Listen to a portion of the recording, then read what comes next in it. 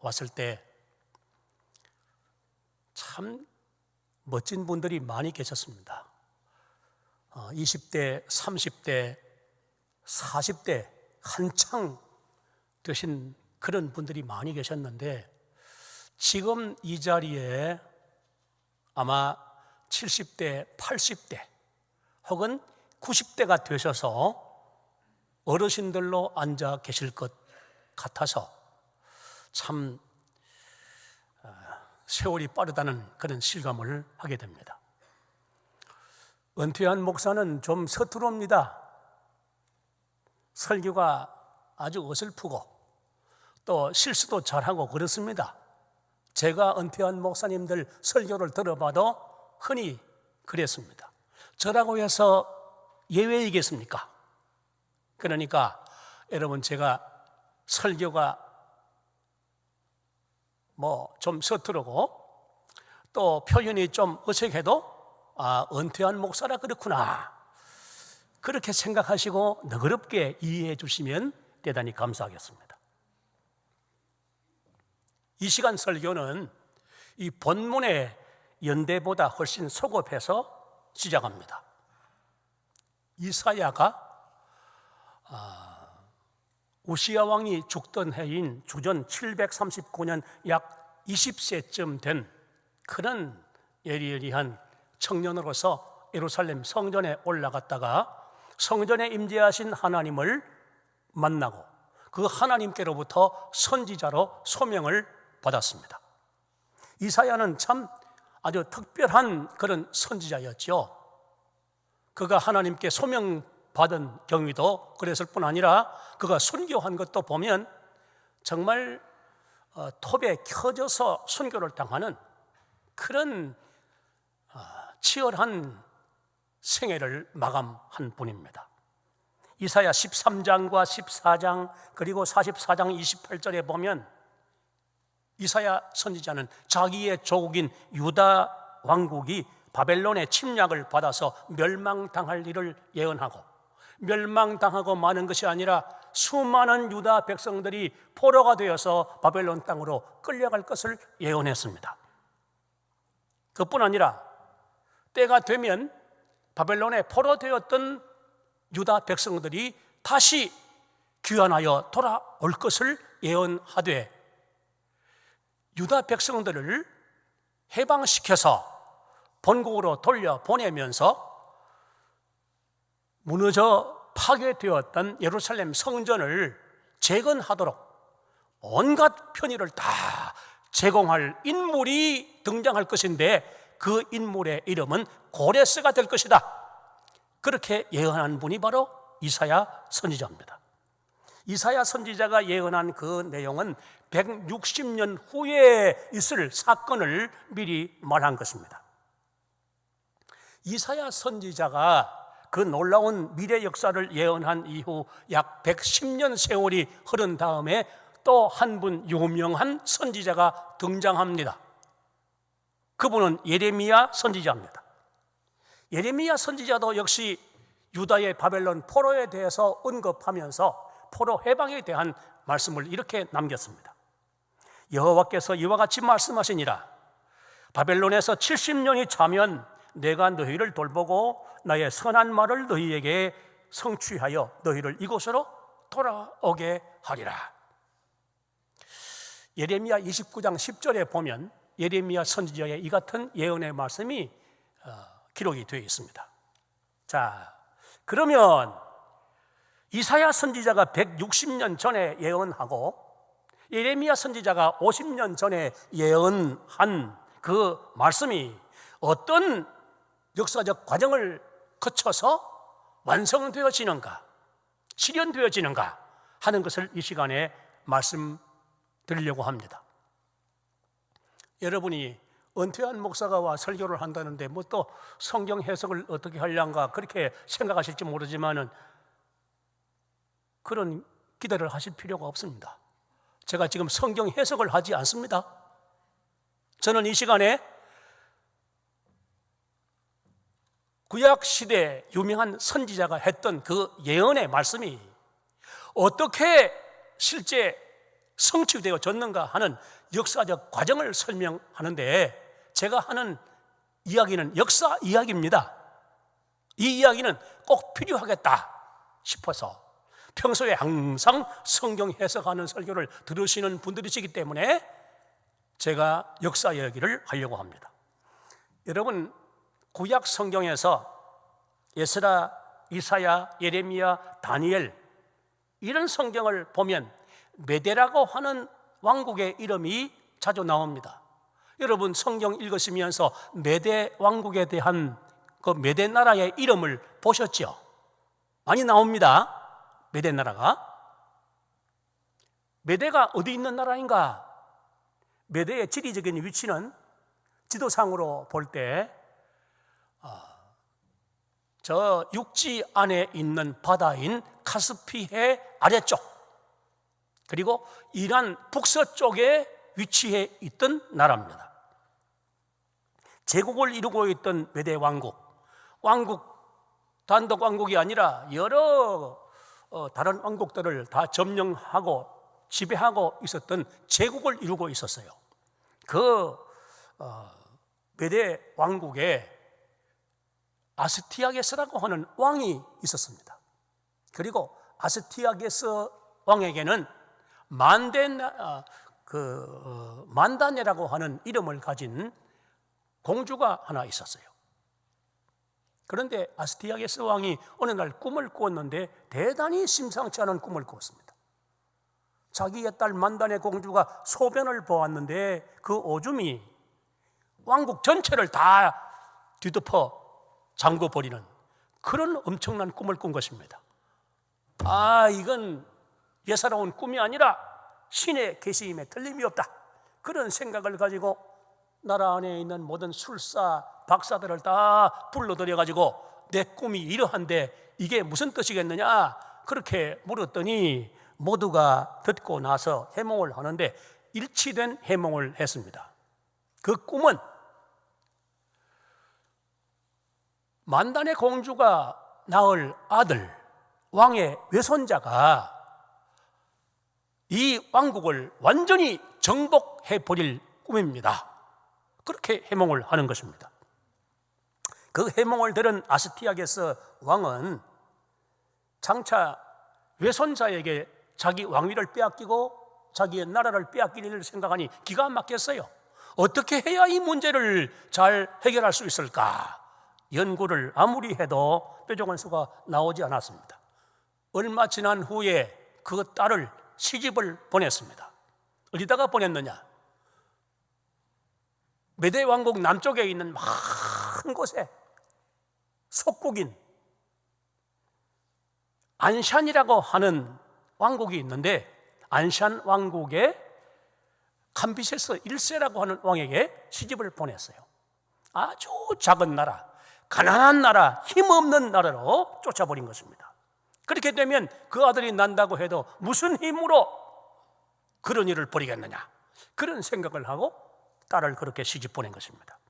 그런데 시집 보낸 지 한 1년쯤 지나서 또 꿈을 꿉니다. 그 꿈이 또 이게 아주 이상한 꿈이에요. 꿈에 자기 딸 만다네 공주의 아랫배에서 포도농쿨이 올라오더니 이 포도농쿨이 점점 자라서 온 하늘을 뒤덮고 온 세계를 뒤덮어버리는 그런 꿈이었어요. 이게 웬일이냐?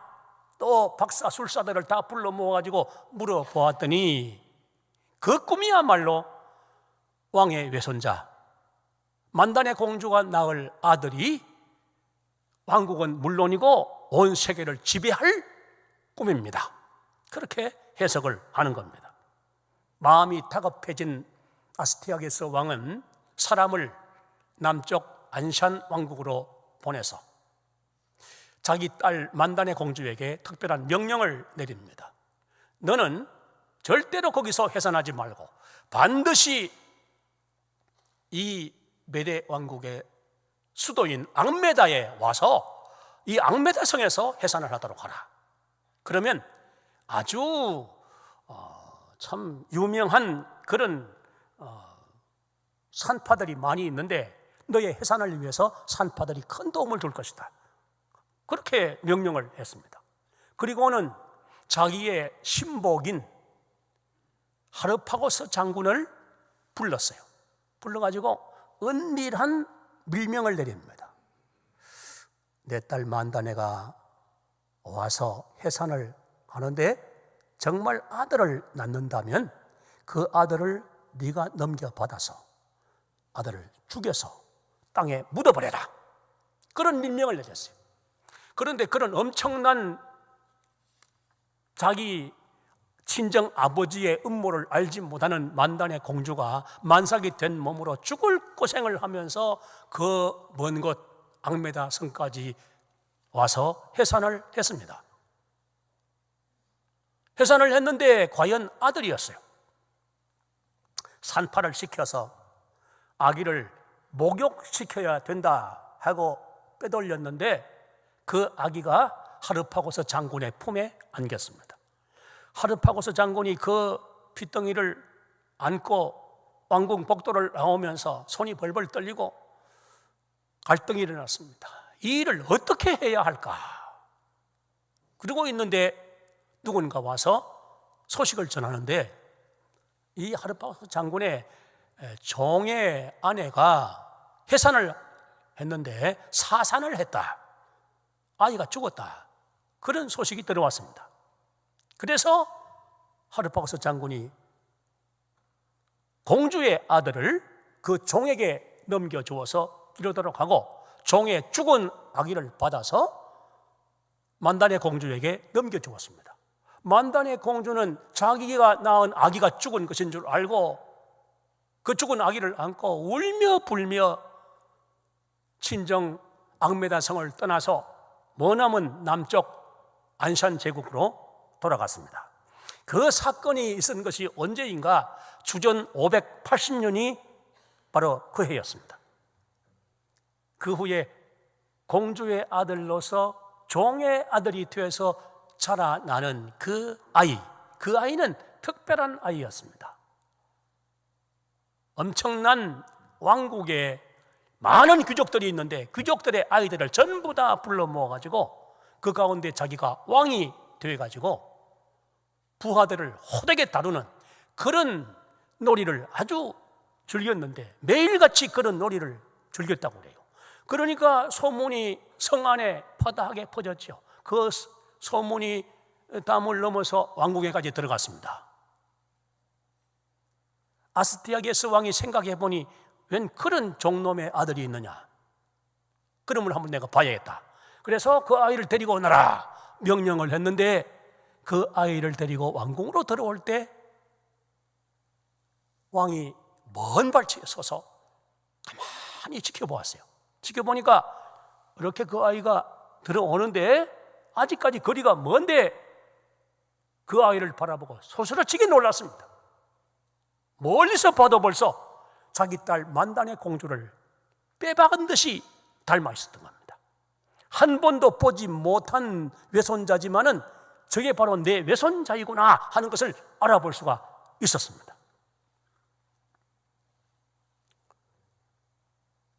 엄청난 충격을 받은 하르파고스 장군이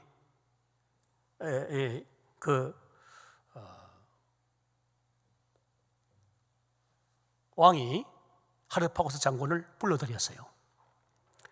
하르파고스 장군에게 아이를 낳으면 죽이라고 했는데 어떻게 이 아이가 죽지 않고 살아있느냐? 불러들여가지고 신문을 했더니 모든 것을 숨길 수 없다는 사실을 알게 된 하르파고스 장군이 모든 일을 사실대로 다 진술을 했습니다. 그러자 왕이 이상하게도 벌을 주는 것이 아니라 그 아이는 왕궁에서 보호하도록 조치하고 하르파고스 장군은 벌 주지 않고 그냥 집으로 돌려보냈습니다. 이게 웬일인가 했는데 며칠이 지나니까 다시 왕궁으로 들어오라 하는 연락이 와서 왕궁으로 갔더니 왕이 큰 잔치를 베풀고 있었습니다. 하르파고스 장군을 아주 귀한 자리에 딱 앉게 만들고는 푸짐한 고기 요리, 아주 맛있는 고기 요리를 대접을 했어요. 식사가 끝나갈 무렵에 왕이 말하기를 그 고기가 정말 맛있고 좋다면 집에까지 많이 가져가도 좋다 하면서 사람을 시켜서 광주리 하나를 내오게 했습니다. 그 광주리를 큰 걸 들고 오는데 광주리가 보자기로 덮여 있었어요. 광주리를 넘겨 받아가지고 보자기를 이렇게 펼쳐보니까 그 안에 하르파고스 장군의 13살 난 아들의 머리와 손발이 담겨 있는 겁니다. 하르파고스 장군이 자기 얼굴을 감싸고 미친 듯이 비명을 지르면서 집으로 달려갔습니다. 아스티아게스 왕은 그런 잔인무도하고 소름 끼치는 방식으로 하르파고스 장군을 벌준 것이라고 하지만은 하르파고스 장군은 한없는 분노와 원한을 가슴에 쌓게 됩니다. 그런 엄청난 일이 벌어지자 앙메다 성에 소문이 그냥 자자하게 돌았습니다. 그 소문이 계속 확산돼 가지고 저 남쪽에 있는 작은 안샨에까지 그 소식이 전해졌을 때 그 말을 들은 만단의 공주가 아주 벌벌 떨었어요. 사생결단하고 자기 친정이 있는 그 앙메다 성으로 달려갔습니다. 가서 자기 아들을 만나 끌어안고 울고 불고 그 아들을 데리고 안샨 왕국으로 돌아갔습니다. 그리고 주전 559년 만단의 공주의 아들은 아버지 캄비세스 1세의 뒤를 이어서 왕위를 넘겨받습니다. 그리고 또 9년이 지난 주전 550년 이 젊은 안샨의 왕은 중요한 밀서를 받아들었습니다. 그것은 누가 보낸 것이냐 하면 앙메다에 있는 명장 하르파고스 장군이 보낸 그런 밀서였어요. 그 밀서 내용을 읽어보고 이 왕이 부들부들 떨었습니다.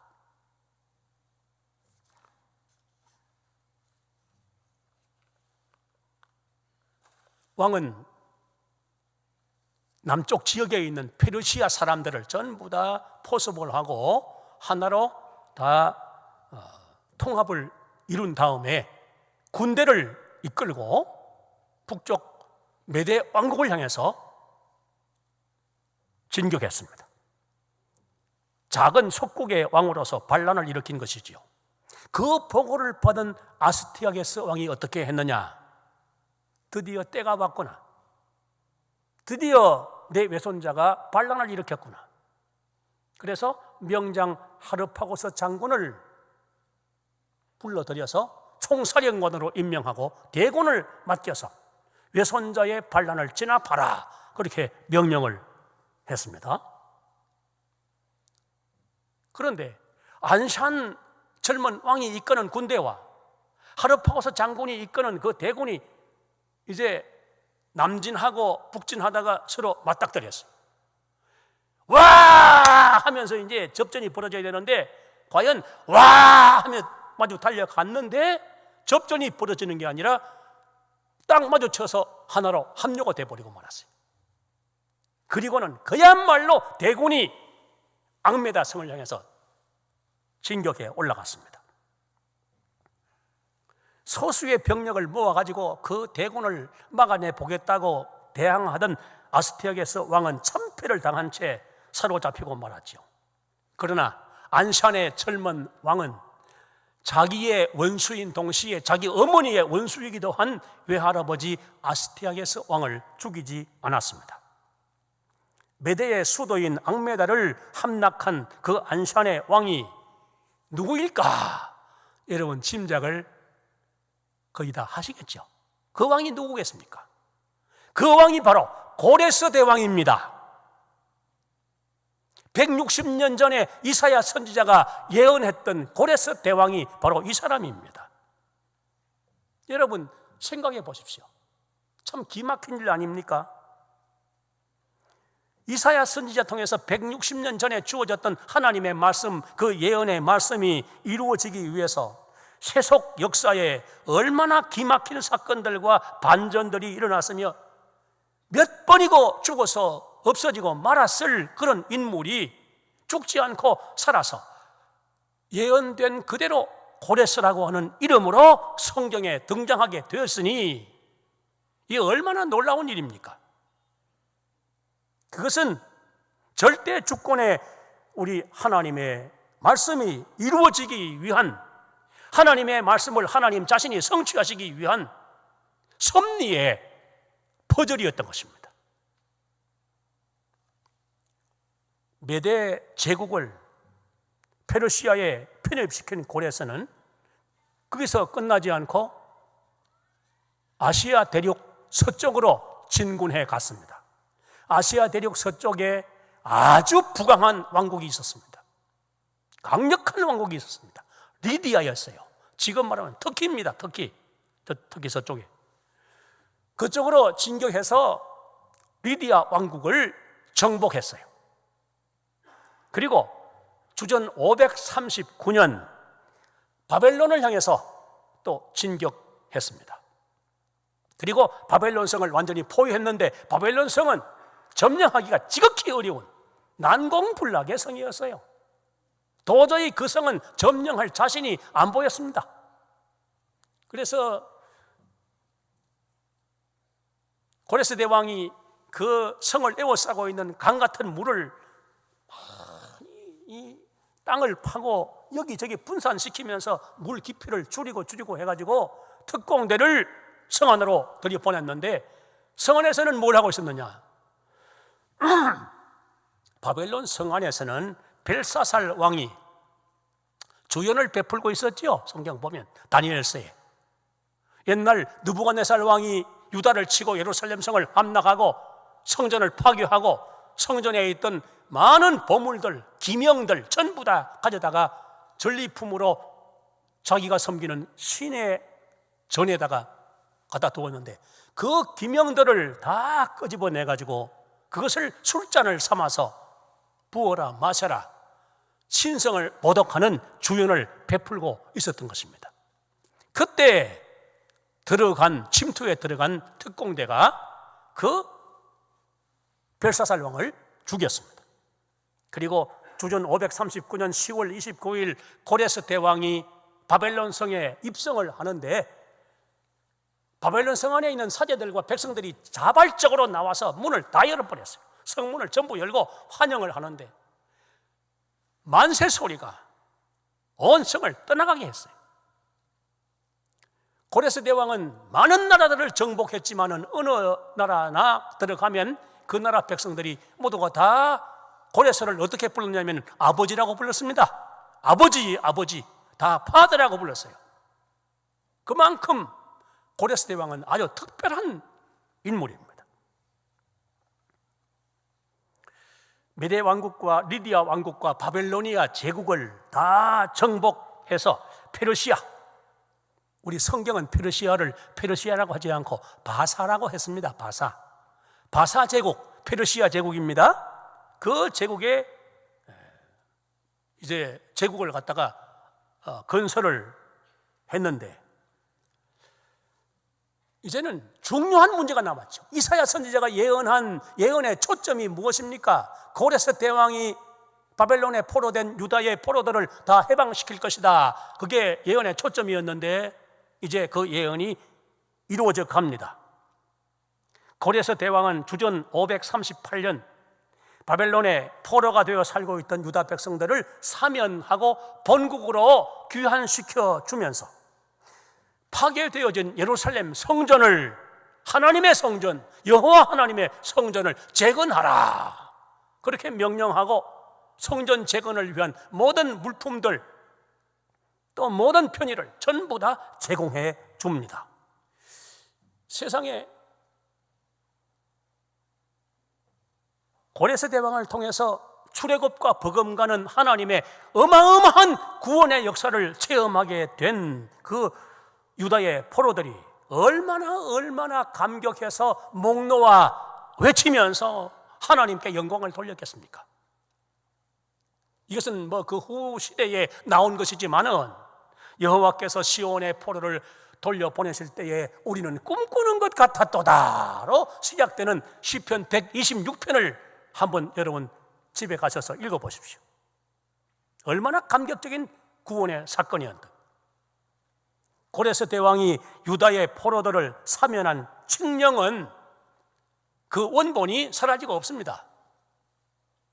그때 유다 백성들을 해방시켜 돌려보내면서 여호와 하나님의 성전을 건축하라고 했던 그 칙령의 원본이 없어졌어요.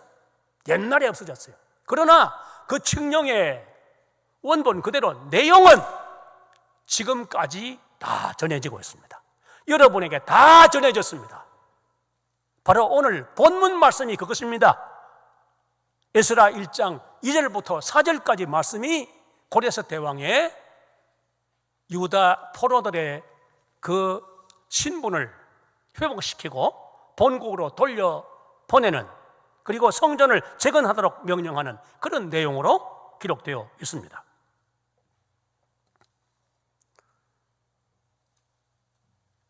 제가 성지라고 하는 곳들 갈 수 있는 데는 다 가봤습니다. 2번도 가고 하면서 성지를 다 가서 답사를 했는데 못 가본 이라크와 이란, 이게 갈 수가 없는 데니까 이라크는 끝내 지금까지 못 가봤고, 이란은 우리나라에서 갈 수가 없어서 2015년도에 두바이를 가서 두바이에서 다시 이란으로 건너가서 옛 페르시아, 그 하나님께서 선민들을 구원하신 위대한 예언 성취의 그 장엄한 현장들을 다 답사했는데 참 그때 제가 엄청나게 감격하고 감동했습니다. 여러분, 성경 전체를 쭉 살펴보면 바벨론의 유다 포로를 해방하고 귀환시켜 준 고레스의 이 일, 하나님의 구원 역사가 엄청난 일이었죠. 그러나 그것 가지고는 비교할 수 없는 엄청난 예언이 또 성경에 나오지 않습니까? 이사야 9장의 메시아 탄생 예언과 53장의 메시아 고난과 구속의 예언이 이루어진 역사의 그 위대함은 어떤 성경의 기록을 가지고도 비교할 수가 없는 것입니다. 하나님은 세속 역사를 이용해서 구속사, 구원 역사를 이루어 나가시는 분이십니다. 우리가 흔히 생각하기를 세상 역사는 그건 아무 관계가 없다, 성경에 기록된 이 구속사만, 구속 역사만 중요하다, 이런 생각을 가지지만은 하나님은 그렇게 하시지 않고 세속 역사를 이용하셔서 구속사를 이루어 나가시는 그런 하나님이시라는 것을 우리가 알아야 하는 것입니다. 여러분, 출애굽을 위해서도 이집트라고 하는 나라가 얼마나 하나님께 아주 특별하게 이용이 되었는지 모릅니다. 요셉이 들어가고 야곱의 그 모든 자손들이 들어가고 거기서 민족이 형성되고 출애굽이 이루어지고 하는데 그때 이집트와의 관계가 밀접합니다. 세속사를 이용한 구속사의 완성이 우리 하나님의 그림입니다. 그리고 예수님이 오시게 되었을 때 어떻게 됐습니까? 말라기 선지자가 구약의 마지막 선지자입니다. 말라기 선지자 이후 400년 동안 선지자가 없었습니다. 그래서 침묵시대라고 하지요. 하나님이 침묵하신 시대, 말씀하지 않은 시대, 신구약 중간 역사가 그것입니다. 그러면 하나님은 그때 400년 동안 뭘 하셨는가? 하나님은 그 400년 동안 침묵하시면서 말씀으로가 아니라 행동으로 역사하셨어요. 행동으로. 어떻게 행동으로 역사하셨느냐? 어마어마한 전쟁이 일어났죠. 고레스 대왕이 건설한 페르시아 대제국, 그 제국이 이제 건국자의 그 사후에 수많은 전쟁들을 일으켰는데 특히 그 전쟁들은 그리스와의 전쟁이죠. 그리스와 엄청난 전쟁들을 벌였습니다. 그리고 11년 동안 페르시아 제국을 무너뜨린 알렉산더의 헬라 제국이 일으킨 전쟁들, 어마어마한 전쟁입니다. 거기서 그친 게 아닙니다. 헬라 제국을 몰락시킨 로마 제국이 일으켰던 전쟁들, 어마어마한 전쟁들입니다. 굉장한 전쟁들이 세상을 휩쓸었습니다. 그 전쟁들이 무엇입니까? 하나님께서 자기의 아들을 사람으로 세상에 보내시기 위한 해산의 진통이었어요. 예수님이 탄생하실 역사의 진통이었어요.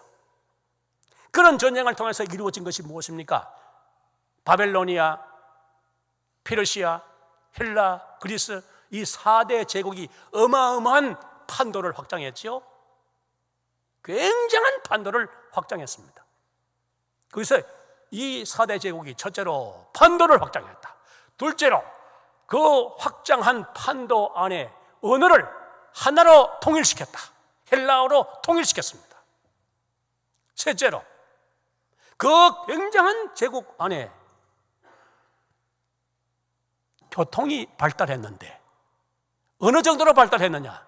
고속도로가 막 뚫리기 시작하는데 로마의 군용도로는 다 고속도로입니다. 그 시대에 굉장한 포장도로입니다. 가로수가 다 심겨진 도로입니다. 옆에 수로가 다 나 있는 도로입니다. 굉장한 도로들이 건설되는데 거미줄같이 그 광대한 제국 안에 도로망이 다 뚫렸어요. 그렇게 됐을 때 하나님께서 예수 그리스도를 세상에 보내신 것입니다. 그게 바로 예수님을 세상에 보내시기 위한 하나님의 역사 준비입니다. 갈라디아 4장 4절에 때가 참에 하나님이 그 아들을 세상에 보내셨다. 때가 어떻게 찼다는 것입니까? 모든 준비가 다 완비되었다는 것입니다. 하나님은 준비하시고 역사하시는 분이시지 즉흥적으로 역사하시는 분이 아닙니다. 대부분. 만약에 하나님이 그런 역사를 일으키시지 않고 준비하시지 않고 예수님을 유대 땅 베들레헴에 보내셨다고 치십시다. 유대 땅 베들레헴에 탄생하신 예수님, 마옥간에서 나신 예수님이신데 그분이 나중에 33세에 십자가에서 죽고 복음을 완성했다고 하십시다. 그 복음이 어떻게 되겠습니까? 그 작은 나라에서 완성된 복음이 무슨 수로 국경을 넘어서 복음을 전할 수가 있습니까? 전파될 수가 없습니다. 어마어마한 제국으로 통일됐기 때문에 그 제국 안에 국경이고 뭐고 다 없어요. 막 통과합니다. 언어가 통일됐습니다. 언어만 통일됐습니까? 통일된 언어 헬라어로 성경이 번역됐어요. 성경이 이미 예수님 오시기 전에. 그리고 도로망이 거미줄처럼 얽히고 설키고 했는데 신속한 그런 속도로 복음이 예루살렘에서 온 유대로 사마리아로 땅 끝까지 확산될 수 있는 준비를 다 완비해 놓으신 다음에 하나님이 그 아들 예수님을 세상에 보내신 것입니다. 하나님 그런 분이십니다. 우리를 위해서도 즉흥적으로 역사하시는 분이 아니고 모든 일을 다 계획을 세우시고 준비를 해나가시는 하나님이시고 때가 되면 우리를 위한 하나님의 계획이 가시적으로 다 드러나는데 최종적으로는 천국으로 완성되어질 것입니다.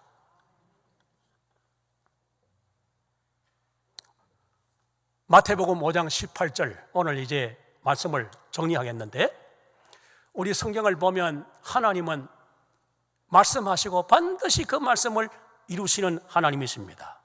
에스겔 17장 24절에 말씀하셨죠. 나 여호와는 말하고 이루느니라. 말하고 이루느니라.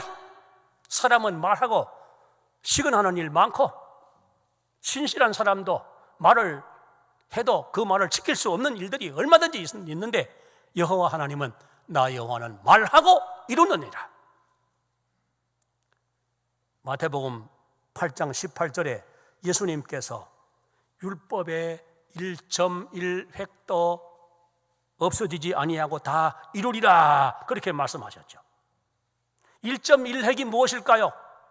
이런저런 해석을 할 수 있겠습니다만은 1.1획은 히브리어입니다. 히브리어에 찍는 점, 획 이런 것들인데 1.1획은 요약해서 말하자면 히브리어로 기록된 율법과 구약 성경이에요. 율법을 압축시키면 예수입니다.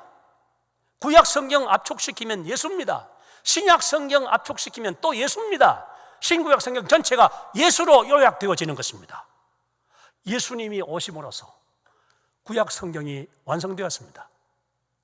예수님이 재림하시면 신약 성경이 완성될 것입니다. 예수님이 모든 하나님의 예언의 말씀 전부를 다 완성하실 주인공이신 것입니다. 광주 은광교회 성도 여러분과 제가 오늘까지 살아오면서 수없이 읽고 듣고 믿고 소망했던 하나님의 모든 말씀은 한마디도 빠짐없이 1.1획도 어김없이 전부 다 이루어지고야 말 것입니다. 우리 모두가 인생 전부를 다 걸고 한평생 살아가는 하나님의 모든 예언의 말씀, 언약의 말씀들은 1.1획도 없어지지 아니하고 다 반드시 성취되고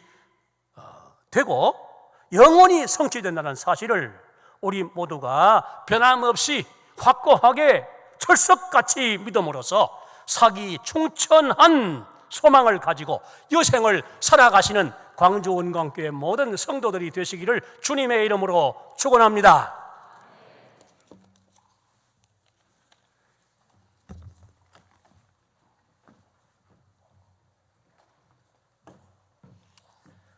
찬송가 50장 1절 3절 부르시면서 준비한 예물 하나님께 올려드리겠습니다.